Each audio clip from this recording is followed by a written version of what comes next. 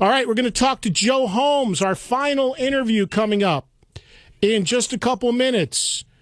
And I'm really looking forward to this. I've been playing you Joe's new band for a while now, and I'm going to give you a track, and then we'll come back and we'll talk live with Joe Holmes. The band is called Pharmacos, just some slamming stuff, and this song is called Exit Stencils.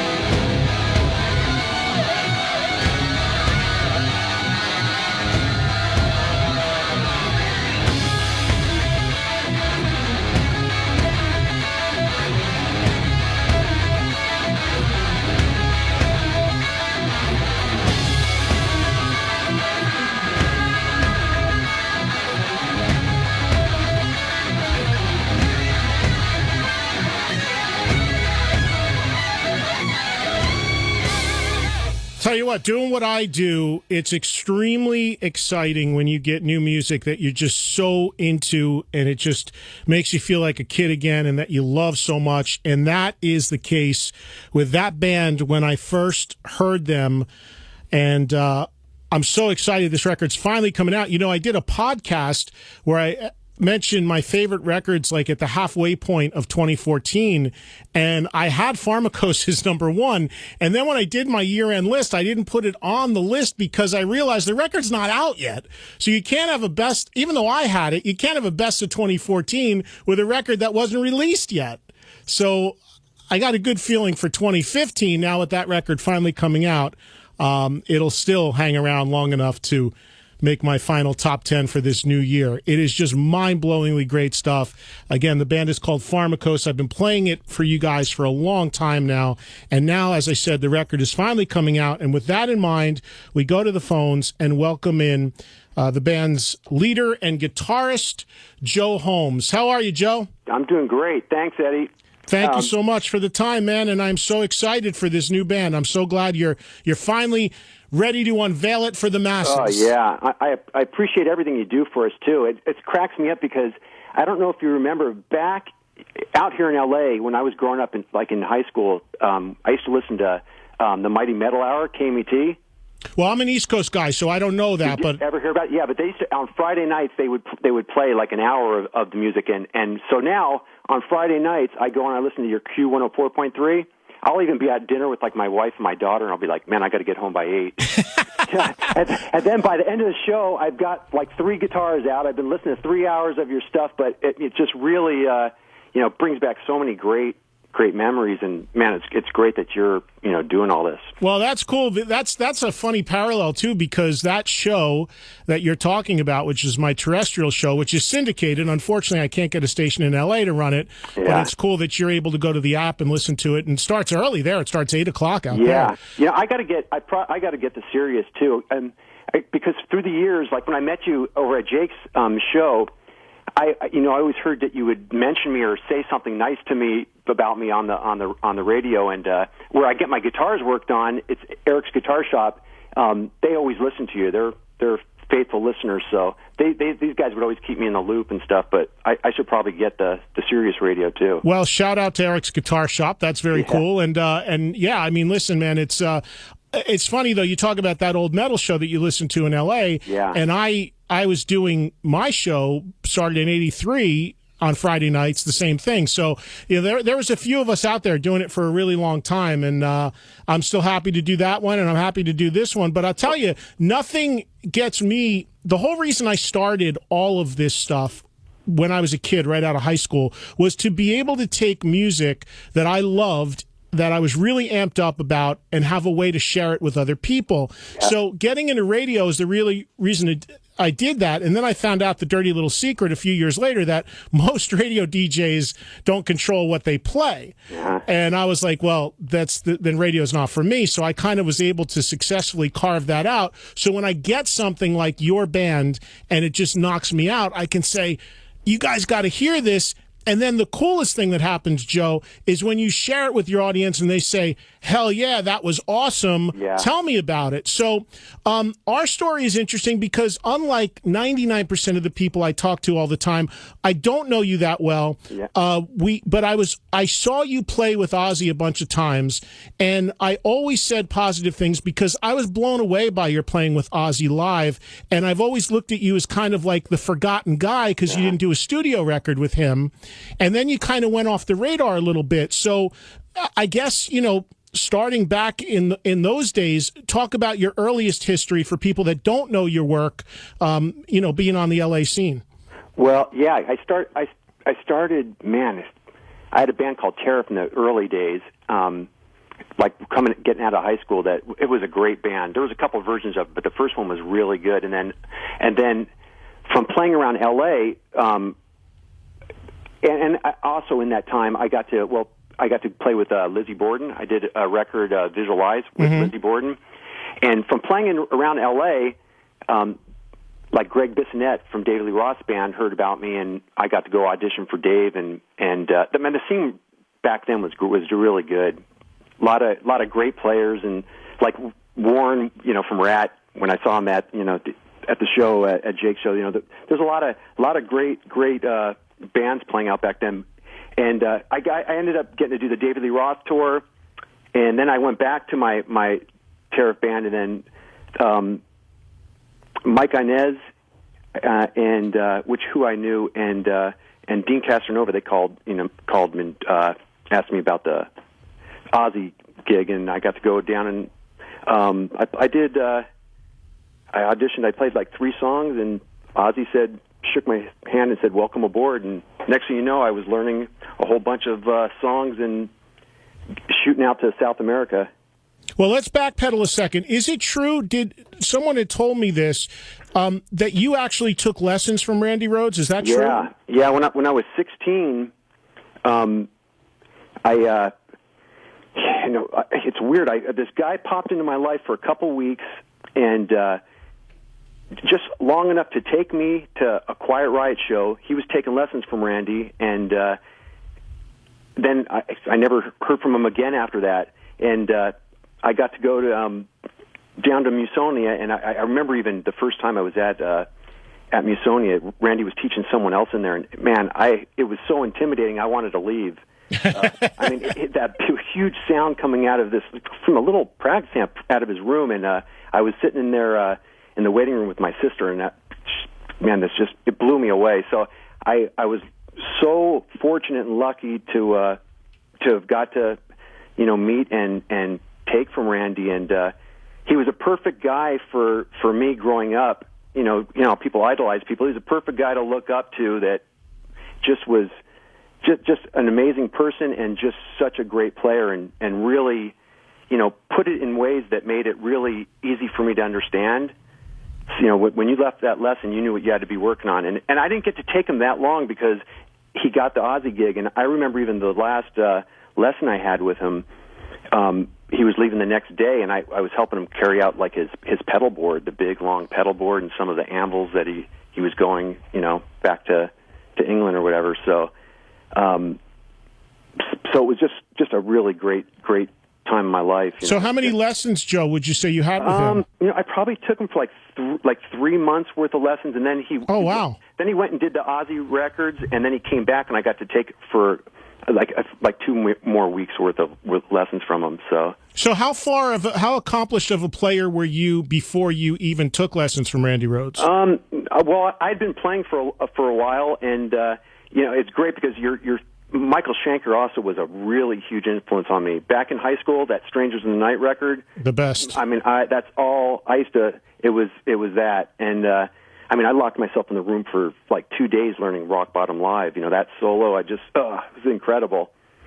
So, I he really put me on the right track, though. Like my alternate picking and my vibrato. Like when I auditioned for Ozzy, I didn't tell him that I took lessons from Randy, but he said that he could see that influence in my technique and stuff. So. And did the band that you had, Terrapin, did you ever put out records with them? No, we never did, and we should have, but it just couldn't keep that band. The first lineup, the really good lineup of it, we couldn't keep it together. He had just different guys in there with different personalities, but it was really that band. It was a really great band. Did you have success locally in the LA circuit? Yeah, were you doing good with shows? Yeah, we would play like the Country Club and the Roxy. We used to play the Roxy a lot, and we'd have big crowds. Really, we were doing pretty good. Now, let me ask you about going and playing with David Lee Roth, because obviously you came into that under tough circumstances with Jason Becker. Yeah. Did you know Jason? No, but when I did audition for him, he was in there playing. Oh, really? And what a great player! Yeah, he was playing, and he was like sitting up against the drum riser. So he knew that. So it had gotten to the point where he did the record, and that he was at least kind of noodling around, doing like a rehearsal. Yeah, because I didn't even know. I didn't know that. And another funny thing is that I was standing out. There was a long line of guitar players at Dave's house, And he did the auditions in the basement where Van Halen, all them back in Pasadena. So it was like a cattle call audition. Literally, people lined up. Well, I mean, it was a lot of. There was a few guys out there. I don't know, it was cattle call, but yeah, they had a bunch of guys. And do you remember who else? Anybody of note? No, but there was maybe 10 guys in line out there, and I had my Marshall heads that I had worked on were done by Jose, and that used to work on like Eddie's stuff, and Dave came walking out, and in the crowd he came walking up to me and he goes, "Hey, what's your name?" And I said, I'm Joe, and he goes, and I said, "Yeah, man, I got that Van Halen sound through these, the heads. I still use them. I've been using the same equipment since probably 19 years old. Yeah, wow. Around then. But and then he goes, "Okay, I'll see you in there." And I got in there and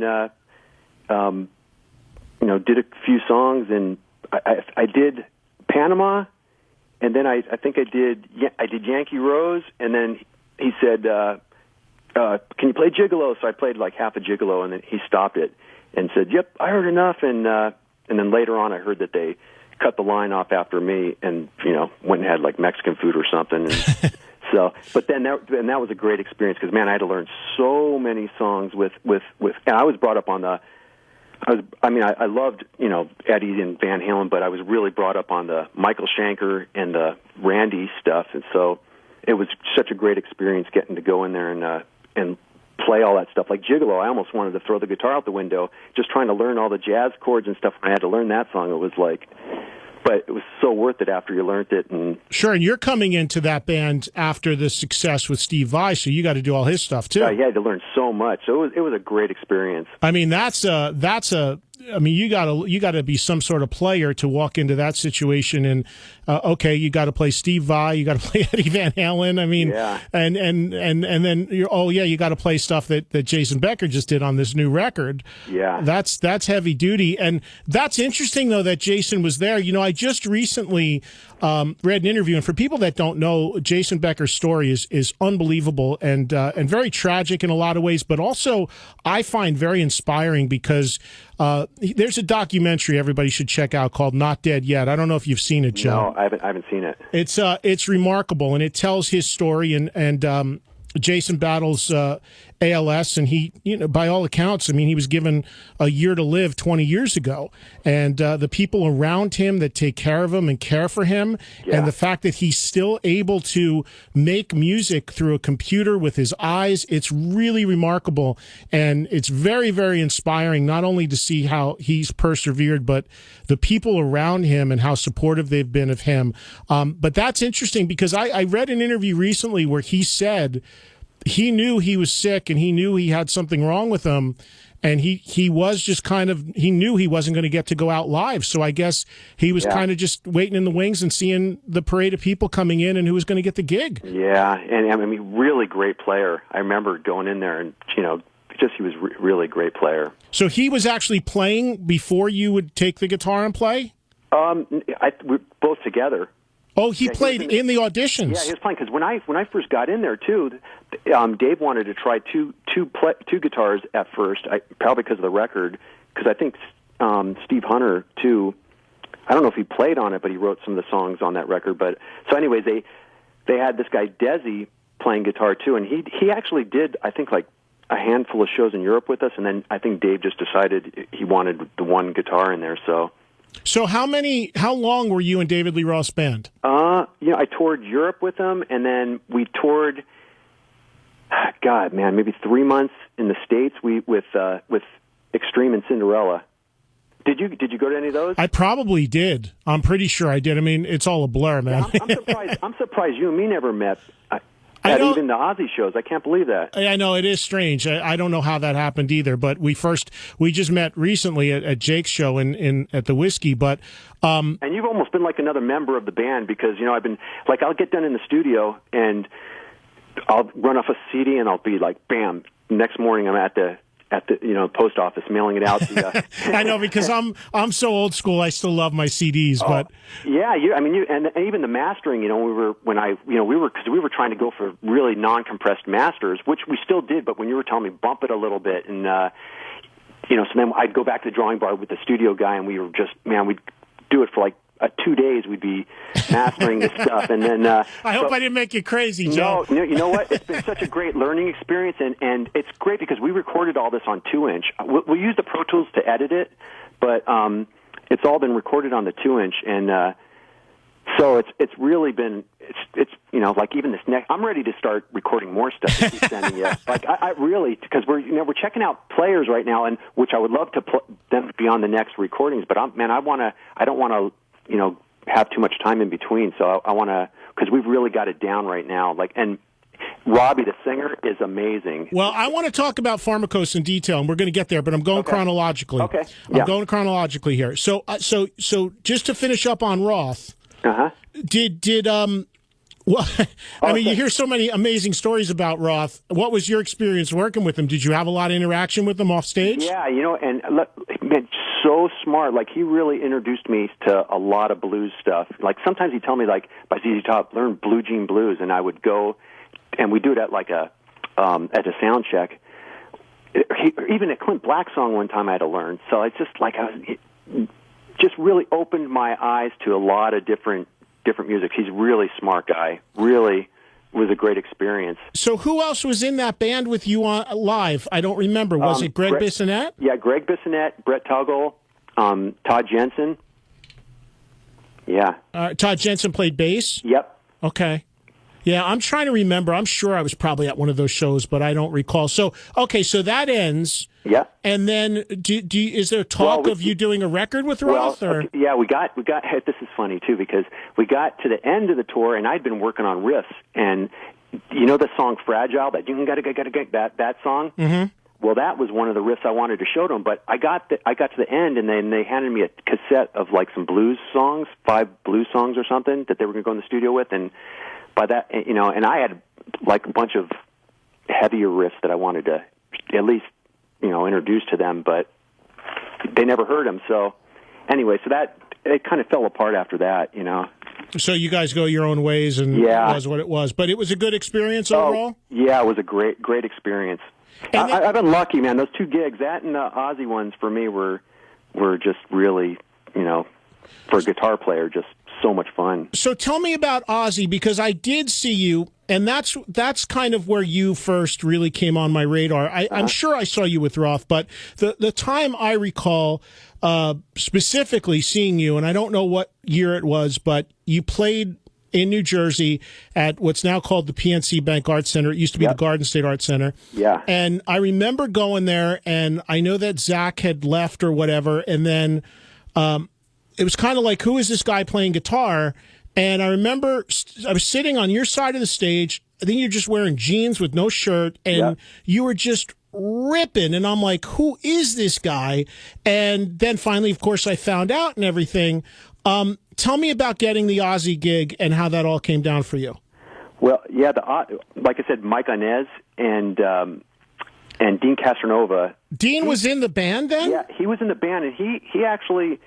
He came down. He called me and came down to a rehearsal. I was rehearsing with a band called Dogma in North Hollywood, and he came down, and which was a completely different style of music. He came down and saw that, and then a couple nights later, he came down with Sharon, and then maybe like a couple nights after that, Ozzy came down, and that was it. And then I think like a week later, I went down to, I think it was Audible. There was a rehearsal studio, and I got to, I did I Don't Know, Bark at the Moon, and Crowley, and maybe Crazy Train, like those, and Ozzy was like singing 5 feet from me, and I do a solo, and he was standing right there, and I finished it, and a lot of the people from the office were there, and he came over after a little bit and shook my hand, said, "Welcome aboard." Next thing you know, I was at a gun range shooting guns with him.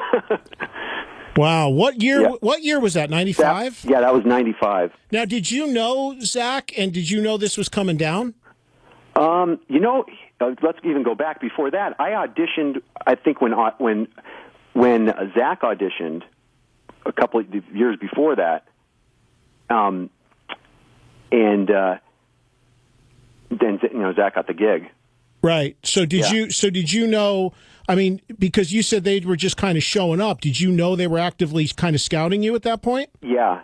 You did. Yeah, and because I knew they were looking. They were I think looking for a little bit at that point. And you came in for the first thing you did was the Osmosis tour, right? Yep.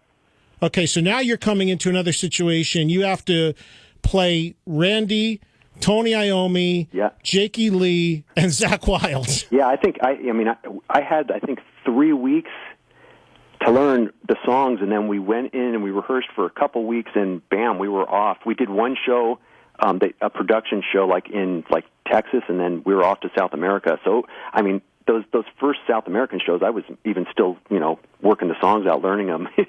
And Dean Castronova who's now in Journey, he was the drummer? Yeah, he was the drummer, him and Geezer, and then, I don't know, maybe a handful of shows, and then Ozzy got Randy in there. Randy Castillo? Yep, Randy Castillo. Okay, and then didn't Robert Trujillo come in? Jeez, man, there's so many. Did you play with Robert in Ozzy's band? Oh, yeah. Robert, after Geezer left, Mike Inez came in and played for a couple. He was doing Alice in Chains, but he came in and did a couple tours with us, maybe 6 months worth of shows, and then we auditioned. I think in '96 or '7 we auditioned a bunch of bass players, and Robert came in and got the gig. So how many years, Joe, total were you in Ozzy's band? From 95 to 2000, 2001. Wow, it was that long, huh? Yeah. That's amazing, man. Yeah. I didn't really realize that it was that long. So you played with so many different people. Yeah, and I love that lineup. That lineup with Robert and Mike Borden, it was a really... Did you see that lineup? Yeah, I know I did. Yeah, absolutely. Yeah. I remember when Mike Borden came in there, and that was killer as well. Yeah. So it was a really great band. So I know you didn't make a studio record with Ozzy, but you have a few co-writes, right? Yeah. So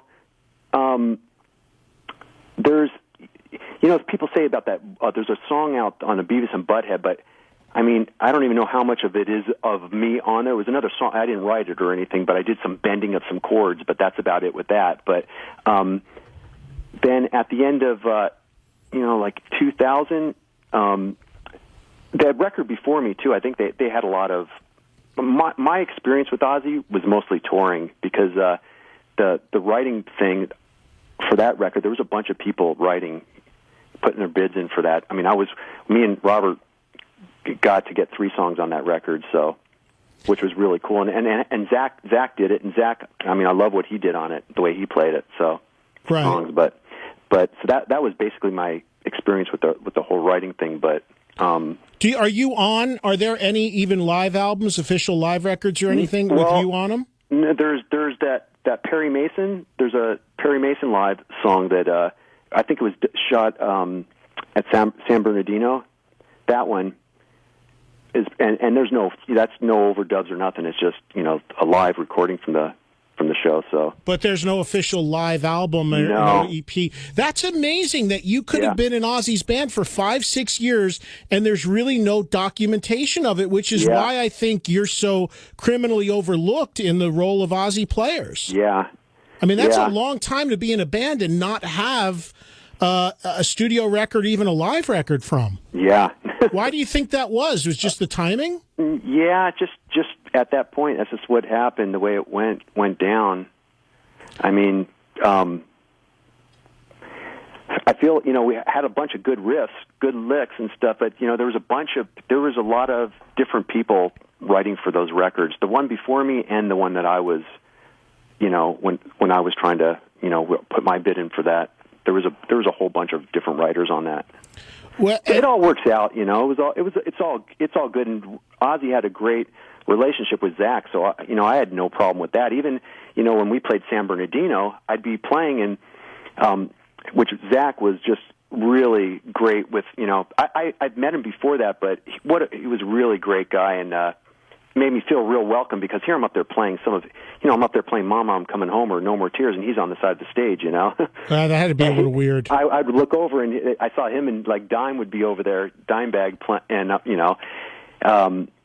but Zach was, so I had no problem with it, with him going and, coming back and doing doing that record and playing with Ozzy. So, which record was that? That was Down to Earth. Oh gosh, the timeline screws me up sometimes. Yeah, I don't even know what the name of the record was. Well, regardless, maybe Osmosis. No, because I came in on the Osmosis record. Okay, so it's probably Down to Earth then. Yeah, it was the one after that. So your experience with Ozzy, I've had Jake as a friend, and I had Jake in here just recently, as a matter of fact. Being very honest about being kind of rooked out of money and songwriting credit. I had the same experience having Bob Daisley in here, who was a huge part of Ozzy's career as a writer and player. Very, very upset and negative about his experience, business dealings, working with Sharon, bad deals, signing bad deals, not getting paid, things like that. Your experience being in that camp sounds like it was fairly positive. Do you have any issues? Yeah, it was very positive. I mean, see, I wasn't in the whole. My experience was more of the touring and stuff, and I mean, they always treated me really great. So you were a guy to come play live, and you got a salary and were taken care of, and you did your thing. You never crossed into that threshold where it came down to publishing, which I guess is really where it got dicey. Yeah, mine was basically the touring, and then just I got 3 co-writes on one of the records, and that was basically it. And you get your money for those songs? You got your publishing? Yeah. Well, good for you, man. You came out the other side, all right. Oh, gosh. Yeah. So, okay. No, I had a blast, man. My time in there was great. And, everything happens for a reason. It's like, the song Am I One? The beginning, that reminds me of something the direction that I would have wanted to go with the Ozzy type of trip. Oh, yeah. The way I write, that's because it sort of has that Believer Randy-ish type of feel to it. Oh yeah, and but everything works out. And after all that, I ended up wanting to have, because everyone, there was rumors that I was dead, that I was born again, which I'm not dead. I'm talking to you, and I was baptized Catholic. I'm still the same, So let me continue the lineage here, and then we're going to get to what you're doing now. So Zach comes back. Ozzy's over. They just break the news to you that Zach's coming back. Is that pretty much what happens? Yeah, I just at that point, after that, it just same sort of thing. Yeah, he was, because one day he was in there rehearsing with him. Yeah, and he was back in there. There was different people writing at that point, so it just kind of, you didn't know what was gonna be happening, and he came back, and that was it. Okay, so that's about 2001. Yep. Then what happens, because that's where I and a lot of people lost track of you before we get to this band that you're doing now. Yeah, so then I ended up, I've always been on my guitar. I mean, Eddie, I'm always playing. Like today, I played, all day up until probably about 4 o'clock today. But so after that, I ended up, because I ended up wanting to have a kid. I ended up getting married, have a kid. I have a little 10-year-old daughter. And for like 4 years, I was like, I don't want to go do anything, because I'd get, there was opportunities that came that were calls to maybe check out stuff.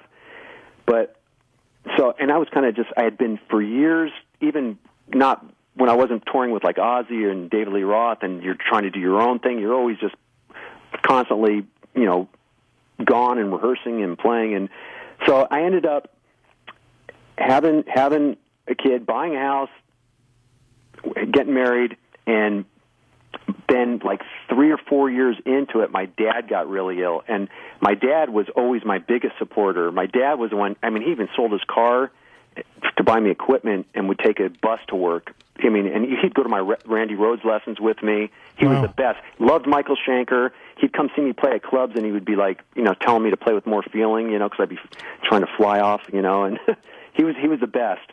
So anyways, he ended up getting dementia and broke both of his hips, and my sister and me were the only two that were really really around him every day.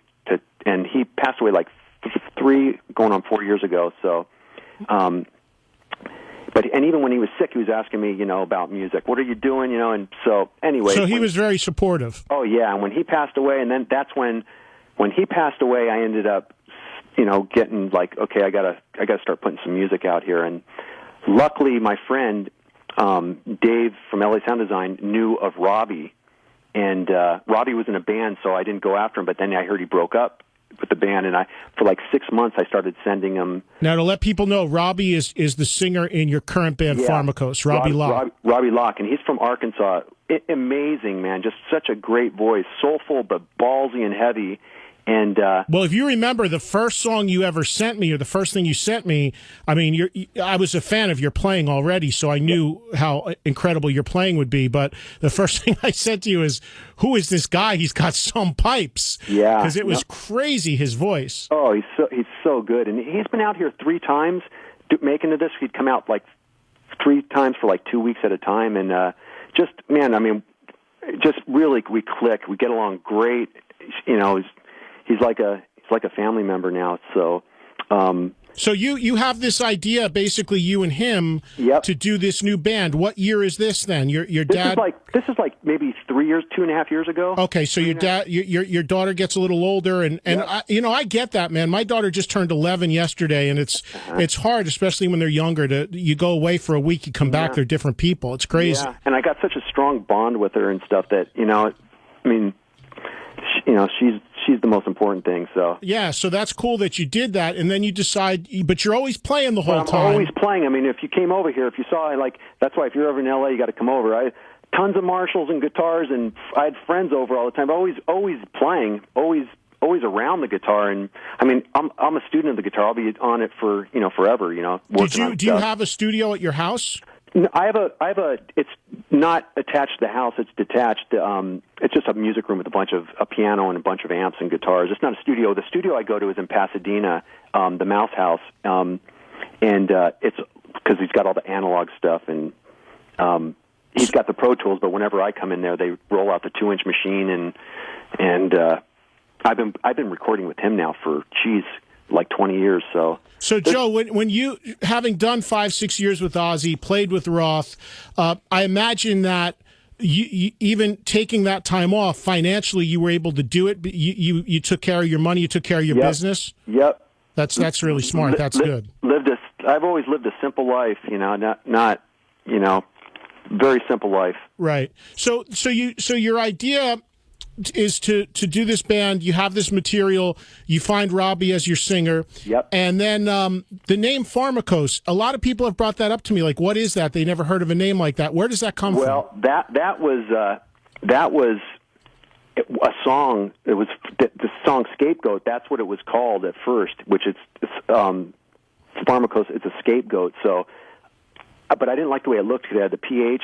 So we just started, and Robbie would send it over to me on the computer, and I'd just look at it, and I ended up change the letters around to Farmikos. So it kind of really doesn't mean anything now, but we just needed a name, and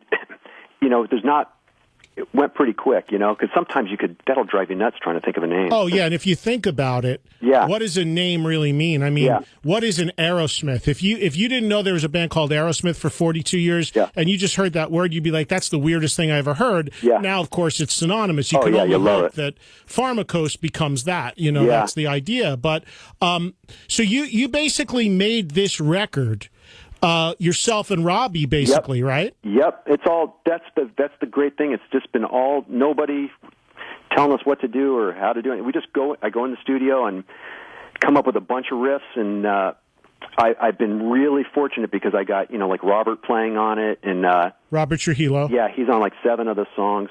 I've even got other stuff that that I got probably 5 more tracks too that just need to be finished. But there's I think 2 or 3 more with bass on them, and I had Brooks Wackerman playing drums. Do you know Brooks? He's in a band. He's in Bad Religion, but I know who he is, but I don't know him personally. Great drummer, and there was a couple other guys like Brooks couldn't play in a couple of them, and we had Ken Schock that was in a band called Candiria. They're from New York. Sure, yep. He's incredible. And then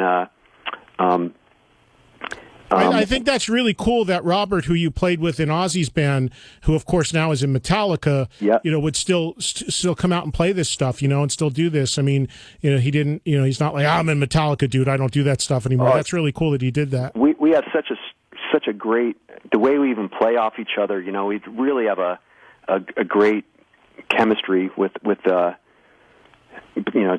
the way we when I'm playing a riff, we're barely ever doubling the same thing. We do these wide interval riffs and stuff, and he's Robert's incredible. So yeah, I'd love to get him on my TV show. I've got to try to reach him. If you talk to him, please tell him I'd love to have him on for an interview and to play or whatever he wants to do, because we've had Lars on, we've had Kirk on, and I'd love to have him on. I think it'd be really cool. His story is really interesting. I've met him a few times. I don't know him well, but he's got he's a great player, obviously, and he's always been very cool. Yeah, he's the best, and a lot of these riffs too were riffs that I've had for years too, that I've had sitting around. So and the way you did this, I thought was the way I first found out about it was that you did a very kind of cool grassroots sort of way to do this. Like, you started leaking little teaser videos and little teaser clips and songs. Yep. It was very smart marketing at a very sort of grassroots sort of level,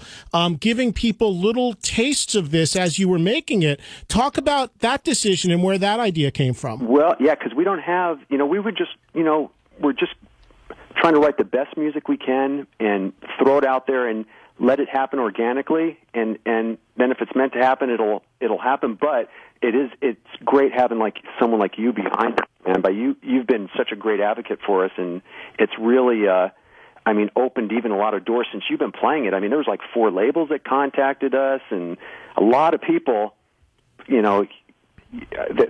all listen to you. Well, I appreciate that, but the thing that's really important for me is the fact that, and I would say this all the time, because I hear from so many musicians, as you can imagine, that say, hey, help me out like you helped out, I don't know, the Winery Dogs, or the way you helped out Pharmakos or whatever. It's not, to me, it's not about, and you're a prime example, because a lot of these guys I'm friends with and known forever. You and I don't know each other beyond just recently, and we only met that one time just recently. Yeah. I'm moved by one thing. I'm motivated by one thing.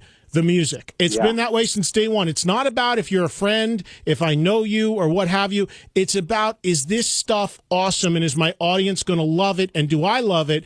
And that's, for what I do, gets me excited. So I appreciate you saying that, but the credit is to you guys for the music you made, because it checked all my boxes, man. It blew me away. And what was really cool to then, because sometimes, Joe, that happens, and then I put it on the radio and my audience doesn't really react. It's like, whatever.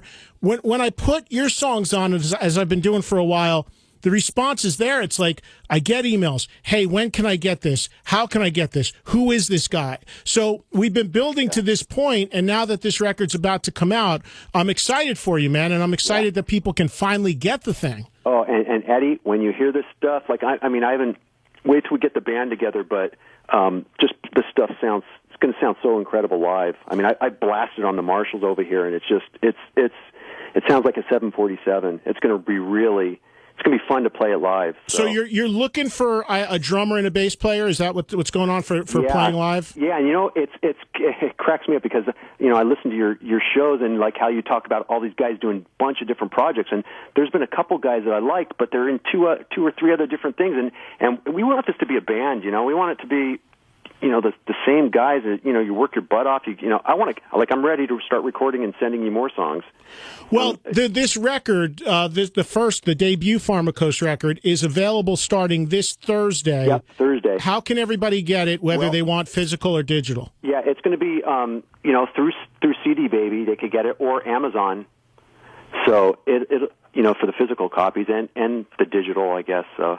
Now, did you do a record deal, or are you doing it on your own? We're doing this one on our own. What I want to do is get the drummer and the bass player, and then get some management and let them start taking it for the next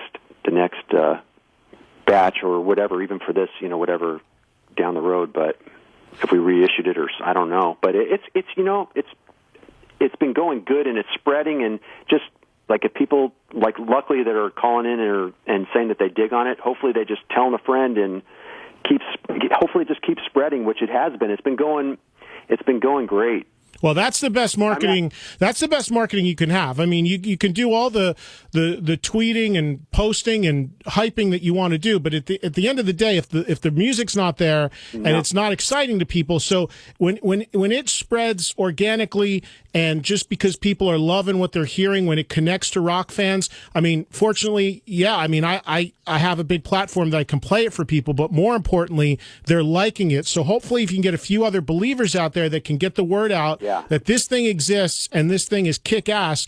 I'm excited for where it could go for you. Do you have a plan to do any live shows yet, or you obviously have to get a band first, right? I mean, hopefully, I'm thinking in February we're going to try and do 2 videos, one for Scapegoat and Am I One, and either hopefully I'm thinking on the Scapegoat one, we'll get maybe Robert and Brooks or whatever.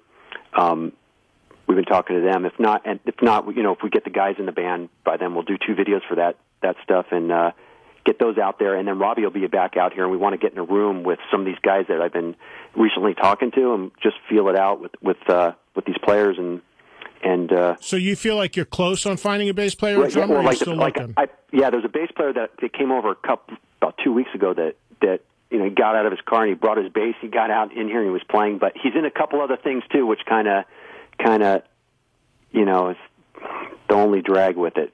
Right. But I understand they have to, to make money and stuff. They gotta spread their, Well, that's it. I mean, we're in the era of multitasking, and there's good and bad with that. I kind of like, the guys that I love and know where I'm going to find them and make it's special when they play, But I understand, too, guys got to pay the bills and hustle, but sometimes it gets too diluted, and you get these great bands that come together, and they never even get to do a live show because everybody's in 5 directions. Yeah, no, and you know what? I mean, we've been spoiled with who's been playing on this, and it's got a certain standard. I want it to really... It's got to really, be incredible. So so I don't want to settle. It's got to be the right guys. So we're being picky and just trying to complete this thing, which we will. We will. It's coming. And in the meantime, I'm ready to get in there and start working on some new. I got a bunch of other ideas. I've got a whole bunch of ideas, but I got some other ones I want to get in there and start, working on now. So we could I could be sending you more stuff and be a contender for 2015 or 16 with your list, Well, I'm just excited that you're playing again, man, and it's great having you playing guitar and doing your thing because I think it's interesting. You were that guy so close to that big sort of mainstream awareness with, you had these big tours. You had the big tour with David Lee Roth, but you didn't do the record. You're in Ozzy's band for 5-6 years, but you don't do the record. And you don't get that sort of next level of exposure. So it would be really cool if when that comes for you, because you're so talented, it comes with your own thing as opposed to being somebody else's guitar player. And I really hope it happens with this band. And I've always, it's funny. I've always loved the situations I was in, but I always envied and really looked up to the other bands that were out touring with us that were out there doing their own trip and putting their own music out there and getting to tour on their own stuff. So. Yeah, it's funny. You talk about Schenker, who I love as well, and I talked to Michael a bunch of times, and I said to him once, "How come you never?" joined really, you went into Scorpions, but you were only there for one record or whatever. How come you never joined somebody else's band? You had opportunities. He was offered various gigs. Yeah. And he said something to me pretty interesting. He said, I never want to play. I just got tired. I don't want to be the guy that plays everybody else's music. Yeah. He said nothing against those guys, but he said, I only want to play stuff that I created. And he said, if I would have gone into, Aerosmith or whatever, all these things that people had talked to him about, he said, I would have ended up, you're just playing somebody else's catalog mostly. And he said, I wanted to do my own thing. Yeah. And too, which is such a great feeling is, I mean, because I'll listen to the radio, the Q104, but then it's even a bonus when I hear you play one of our songs. It's just like, oh my God, such a great feeling, and makes it really worth even doing it yourself, and because it costs, like the studio that we're at, doing it on 2-inch, it's not cheap, but I it's the only way I would do it. Yeah, well, I'll tell you, man. Right. Well, yeah, it's good stuff, and I appreciate you listening to that show. That show is more straight music, where this show that you're doing right now, this is more of a talk and a hang thing. So it's the best of all worlds, the podcast and all that. I appreciate you, listening to what I do. And you got me even listening. I mean, I went out and bought King. I went out and bought Rival Sons, Maestro. You got me. You got me fired up over here. Well, I'm glad, man, because like I said, I'm just glad you're playing again, and you're making great music. So I'm going to let you go, man, and I really appreciate the time, and I want to remind everybody to go out and get the debut album from Pharmakos, Amazon, CD Baby, and crank it up. You guys are going to love it. It's so killer. Yeah, great. Thank you, Eddie. All right. Hey, Joe, before I let you go, I have about 6 minutes before they end this show to the second. So why don't I got just enough time to cram in Scapegoat. So how about I do that? That's great. All right, man. Listen, I'll talk to you soon, and good luck with everything. Keep me posted. Okay. Thank you, Eddie. All right, man. Bye-bye. All right. Bye. Thanks. There he goes, Joe Holmes. And here he is in action with Pharmakos.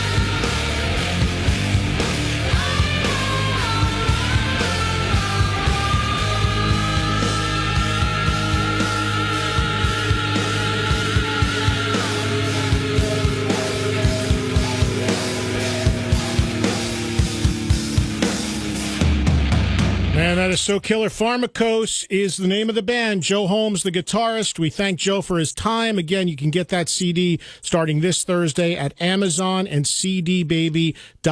Killer stuff. Thanks to Frank Hannon of Tesla. Thanks to Stephen Piercy. See you guys again next Monday live at 6 Eastern, 3 Pacific for another Eddie Trunk Live on Trunk Nation.